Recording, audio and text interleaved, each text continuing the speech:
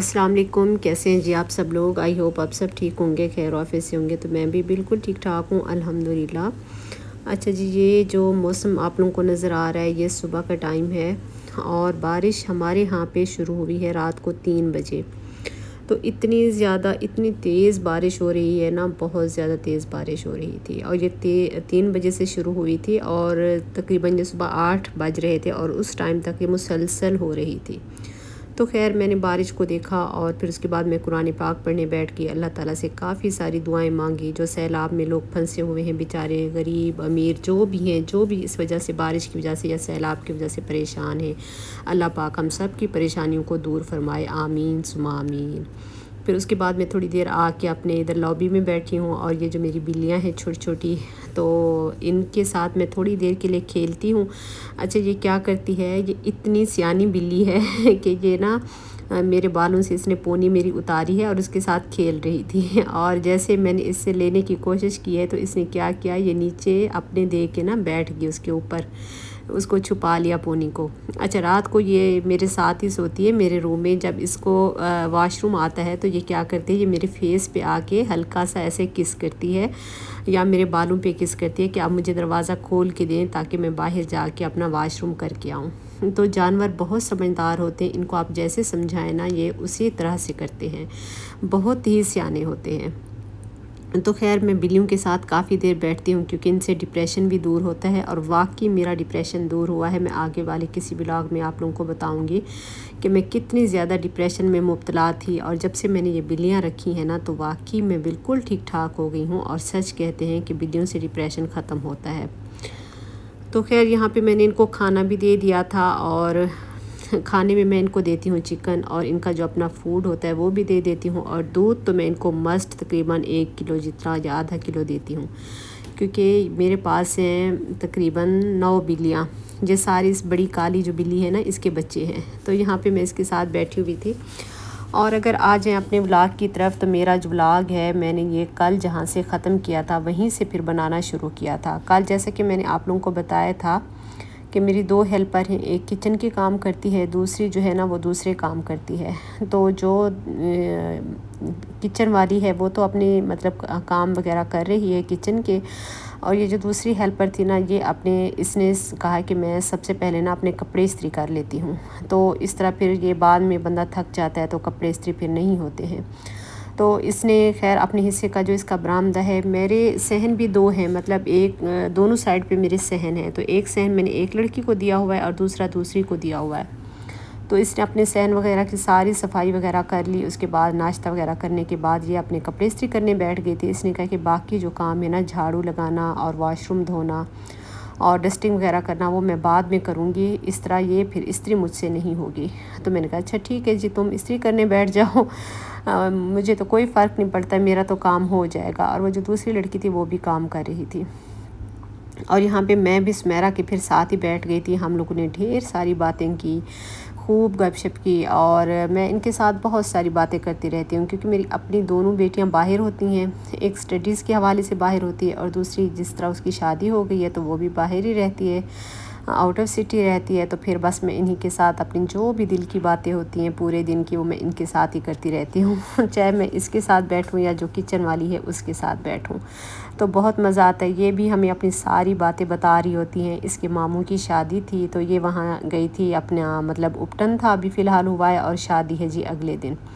तो ये मुझे सारा हाल अहवाल दे रही थी कि किस तरह से मेरा मामू दूसरी शादी कर रहा है, उसकी पहली बीवी क्यों फौत हुई थी, उसको क्या हुआ था और उसके कितने बच्चे हैं, तो उपटन में क्या क्या हमने बांटा है और कौन कौन गया है। मतलब इस तरह की जितनी भी ये बातें होती हैं ना, ये अपने घर जाती है, जो भी बातें होती हैं वो आके सारी मुझे बताती है। और हम दोनों काफ़ी देर बैठ के इस तरह से ना बातें भी करते रहते हैं और गपशप भी करते रहते हैं। और यहाँ पे जी मौसम जो है ना, मौसम आजकल बड़ा ही मतलब ठंडा और अच्छा है, लेकिन जिस तरह सैलाब में लोग फंसे हुए हैं, सैलाब आ गया है, फसलें तबाह हो गई हैं, लोगों के घर ख़राब हो गए हैं, जो ज़रिए आमदनी था वो सब ख़त्म हो गया है। तो लोग बेचारे बहुत ज़्यादा परेशान हैं जो बेघर हो गए हैं। और अब तो मुल्तान और मुजफ्फ़रगढ़ का भी बता रहे हैं और बहावलपुर का भी। तो बस अल्लाह ताला खैर की बारिशें दे और रहमत वाली बारिशें हों, ना कि ज़हमत वाली हों। तो हम सबको अपने अपने मतलब दुआ करनी चाहिए, हर किसी को दुआ करनी चाहिए कि अल्लाह पाक हमारे गुनाह माफ़ कर दे और हमारे ऊपर रहम फरमा दे। तो बारिशें बहुत ज़्यादा हो रही हैं और आज जो यहाँ पे बारिश हुई है ये पहली बारिश है और 3 बजे से शुरू है और मुसलसल हो रही है वक्फे वक्फे से। बस थोड़ी देर ही बारिश ख़त्म होती है और उसके बाद फिर दोबारा शुरू हो जाती है।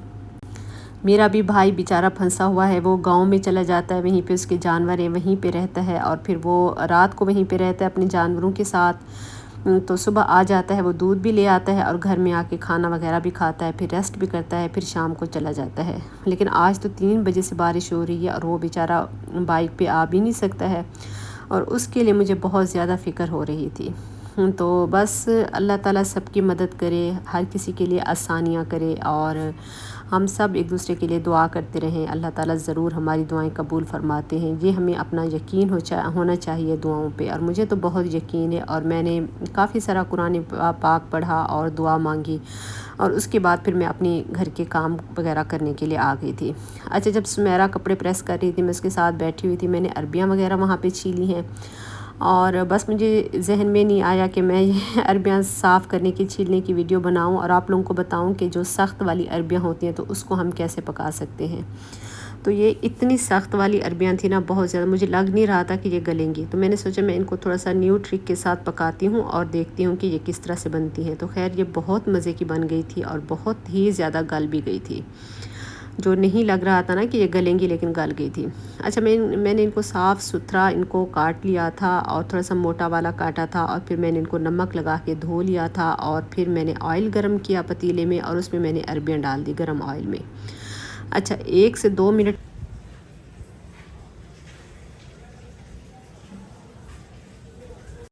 ऑयल में मैंने इनको फ्राई किया और उसके बाद फिर मैंने इनमें डाल दिए थे प्याज और फिर मैंने प्याज डाल के इनको मिक्स किया और थोड़ी देर के लिए कवर कर दिया 3 से 4 मिनट के लिए।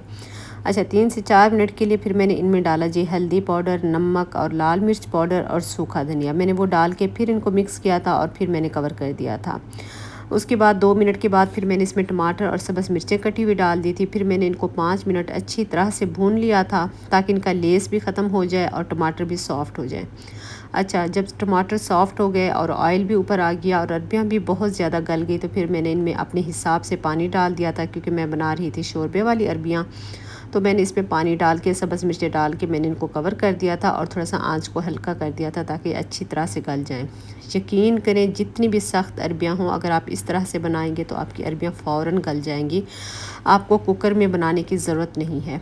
और ये मेरी अरबियाँ इतनी मज़े की बनी थी, हालांकि मैं इनको फेंक रही थी। मैंने कहा आज ये कितनी गंदी सब्ज़ी लेकर आया है ना, तो मैं इसको फेंक देती हूँ, ये नहीं गलेंगी।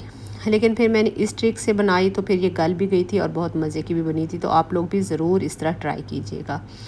अच्छा, मेरे बाकी बच्चों ने नाश्ता कर लिया था। मेरा एक बेटा है जो मतलब सालन के साथ नाश्ता करता है, तो फिर मैं उसी के लिए ही सालन बना रही थी और उसका नाश्ता भी बनाऊंगी। और आज मैं नाश्ते में उसके लिए बनाऊंगी बल वाले पराठे, थोड़ा न्यू तरीके से बनाऊंगी। लोग तो वैसे उस तरह से बहुत बनाते हैं, लेकिन मैं आज पहली मर्तबा बनाऊंगी, तो देखते हैं कि किस तरह से बनते हैं। तो अपने वीडियो को पूरा देखना है। तो यहाँ पे जी आज इसने अपने किचन के काम जल्दी ख़त्म कर लिए, तो मैंने इसे कहा कि तुम ड्राइंग रूम की डस्टिंग वगैरह कर लो, सोफ़े वगैरह झाड़ लो, जब तक सुमेरा आएगी तो वो आके झाड़ू लगाती जाएगी। और ये मेरा जो मनी प्लांट है, यकीन करें ये इतना खूबसूरत हो गया है। जैसे ये बारिशों का मौसम आता है तो पौधे बहुत अच्छे हो जाते हैं और ये मनी प्लांट तो स्पेशली इस मौसम में बहुत अच्छा हो जाता है। तो बस इसकी सिर्फ एक ही मैंने पत्ता लगाया था और एक टहनी छोटी सी मैंने लगाई थी, वो भी ऐसे मेरे दूसरे मनी प्लांट से गिरी हुई थी, तो मैंने वो उठा के ना इसके अंदर लगा दी थी।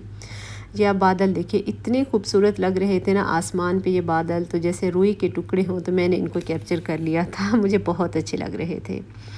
तो खैर मेरा मनी प्लांट फिर ग्रो करते करते ये तकरीबन 2 से 3 महीने में इतना ज़्यादा ये पूरे गमले में फैल गया था ना, क्योंकि अब मौसम अच्छा हो रहा है तो ये बहुत अच्छा हो गया था। और जो दूसरी साइड पे है मैं वो भी आपको दिखाऊंगी किसी दिन, वो भी बिल्कुल ख़त्म हो गया था, बस उसकी भी एक टहनी बची हुई थी। बस ये फिर मौसम थोड़ा चेंज हुआ है और मैंने इनको थोड़ा छाँव में भी रखा था। गर्मी और सर्दी इस तरह का इनका ख्याल रखें तो ये फिर बहुत अच्छे से ग्रो करते हैं और ये खूबसूरत बहुत लगते हैं ग्रीन ग्रीन।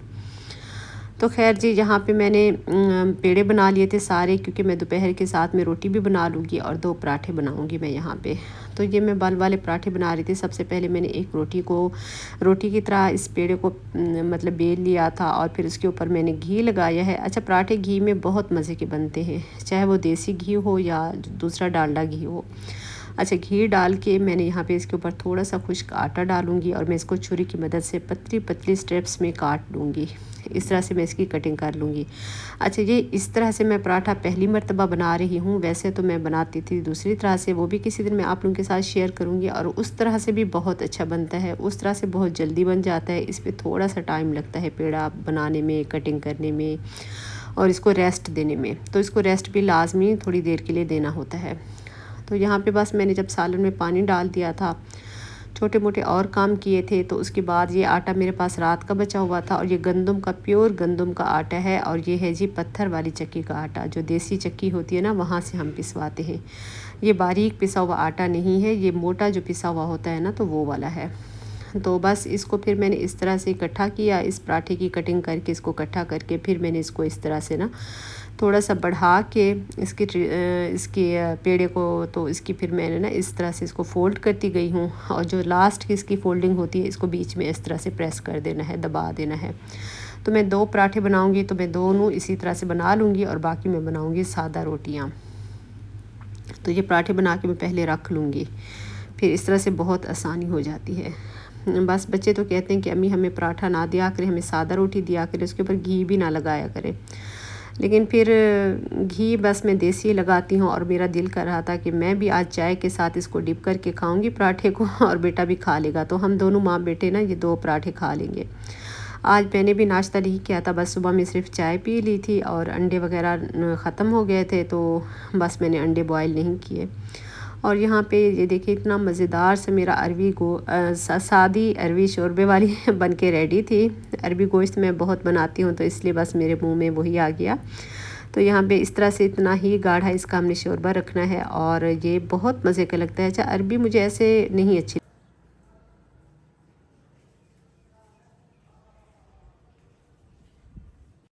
लगती।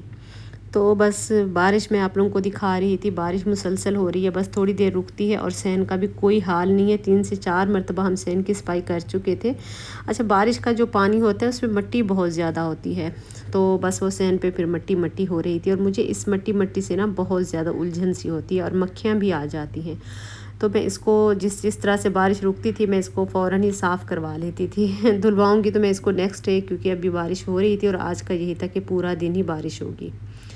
अच्छा, यहाँ पे रोटियां जो मैं बना रही थी उसके ऊपर भी मैं हल्का सा घी लगा रही थी ताकि सॉफ्ट रहें। और उसके बाद ये मैंने हाथ से इसको मैं बढ़ा लूँगी, क्योंकि आटा भी नरम था, फ्रिज का रखा हुआ था, मैंने इसको काफ़ी देर पहले निकाल के रखा हुआ था और पेड़े भी काफ़ी देर के बने हुए थे, तो फिर मैंने इसको हाथ से ही बढ़ा लिया था। और पेड़े मैंने छोटे बनाए थे ताकि ये पतले से पराठे बनाए, और ये इतने नरम और सॉफ्ट हो गए थे क्योंकि इसके अंदर घी शायद मुझसे ज़्यादा लग गया था।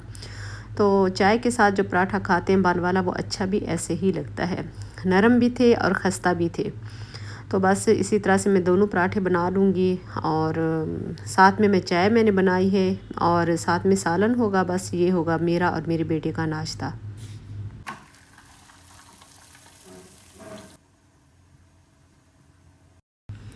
बस मैं सालन यहाँ पे ले लूँगी। और इतना मज़ा आया था ये नाश्ता करने में, इतना ज़्यादा अच्छा लगा था। यकीन करें आप इस तरह से अरवी बनाइएगा और इसको पराठे के साथ खा के, एक दफ़ा मेरे कहने पे पराठे के साथ आप खाएं, बहुत मज़े की लगती हैं। अक्सर लोग इस तरह से खाते भी होंगे, लेकिन अगर जो लोग नहीं खाते तो इस दफ़ा ये पराठा बनाएं, चाय लें साथ में और इस तरह शोरबे वाली अरवी बनाएं, तो नाश्ते का मज़ा ही आ जाता है। तो खैर यहाँ पे जी हमारा नाश्ता रेडी था। अब हम नाश्ता करेंगे। मैं आपको पराठा तोड़ के भी दिखा देती हूँ और दिखा दूँगी कि किस तरह से और इसके कितने बल हैं। ये देखें, थोड़ा सा इसको बनाने में मुश्किल हुई थी। अच्छा, जो इस तरह के पराठे बनाते हैं तो उसके लिए थोड़ा सा आटा सख्त होना चाहिए। मैं आटा बहुत नरम गूंथती हूँ, अगर आटा सख्त होता है तो वो फिर वो संभलने में आसानी हो जाती है, उसको संभालने में, बेलने में, पकाने में, इस तरह से थोड़ी सी आसानी हो जाती है। तो जब हम छोटे होते थे, स्कूल जाते थे मतलब, तो उस टाइम पे हमारी अम्मी हमें इस तरह से पराठे बना के देती थी, साथ में सालन होता था और चाय होती थी और इस तरह डिप करके हम खाते थे, तो मज़ा ही आ जाता था।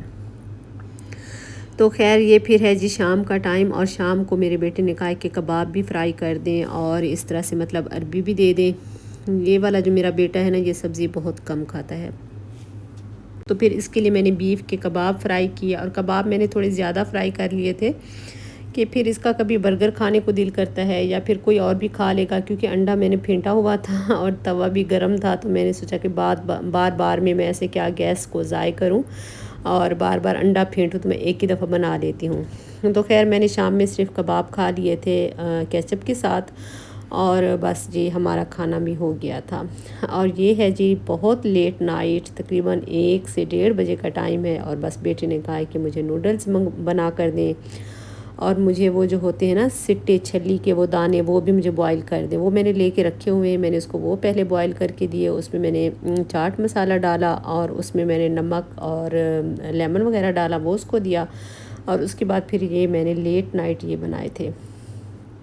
ये बहुत मज़े के बने थे। बस जो इसका अपना मसाला होता है मैंने वही डाला था, पानी बॉईल किया, और ये 2 मैंने पैकेट्स बॉईल कर लिए थे। और ये था जी मौसम का, बारिश का, और मेरे पूरे दिन का व्लॉग। अगर अच्छा लगे तो मेरे चैनल को सब्सक्राइब कर दीजिएगा, वीडियो अच्छी लगे तो लाइक भी कीजिएगा। मिलेंगे फिर जी नेक्स्ट वीडियो में, अगर ज़िंदगी रही तो। तब तक के लिए अल्लाह हाफिज़।